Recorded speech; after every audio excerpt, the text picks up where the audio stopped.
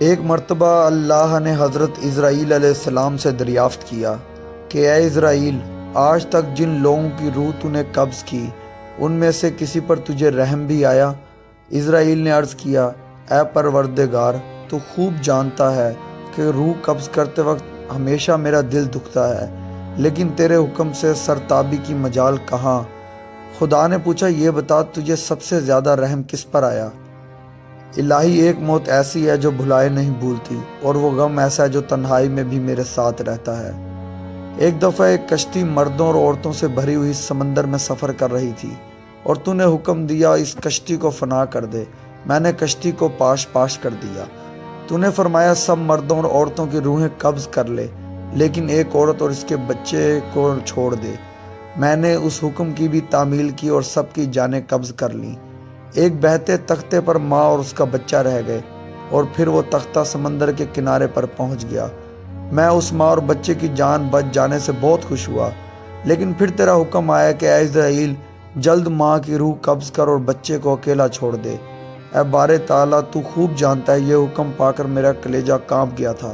مجھے اس شیرخوار بچے کو اس کی ماں سے الگ کر کے جس قدر تکلیف پہنچی تھی، اب اس واقعے کو ایک مدت بیت چکی ہے، لیکن وہ بچہ برابر یاد آتا ہے۔ اللہ تعالیٰ نے فرمایا، کیا تو جانتا ہے کہ وہ بچہ اب کہاں ہے اور کس حال میں ہے؟ تو اس پر اسرائیل نے فرمایا کہ نہیں میرے اللہ، بے شک تو ہی بہتر جانتا ہے۔ تو اللہ نے فرمایا، اے اسرائیل سن، جب تو نے ماں کی روح قبض کی اور بچے کو تنہا چھوڑ دیا تو ہم نے سمندر کی ایک موج کو حکم دیا کہ اس بچے کو احتیاط سے ایک ویران جزیرے پر ڈال دے۔ اس جزیرے میں ایک سرسبز اور گھنا جنگل تھا، یہاں صرف صاف شفاف میٹھے پانی کے چشمے بہتے تھے اور بے شمار پھلدار درخت تھے۔ اس جزیرے پر ہم نے اپنے فضل و کرم سے محض اس بچے کی خاطر لاکھوں خوشنما اور حسین پرندے بھیجے جو ہر وقت چہچہاتے اور نیا راگ الاپتے تھے۔ ہم نے چنبیلی کے پھولوں اور پتوں کو حکم دیا کہ اس بچے کا بستر تیار کرو تاکہ وہ اس پر آرام کی نیند سوئے۔ ہم نے اسے ہر خوف و خطر سے محفوظ کر دیا۔ آفتاب کو حکم دیا کہ اپنی تیز دھوپ اس پر نہ ڈال، ہوا کو فرمایا اس پر آہستہ آہستہ چل، اور بادلوں کو حکم دیا کہ اس پر مینا نہ برسانا۔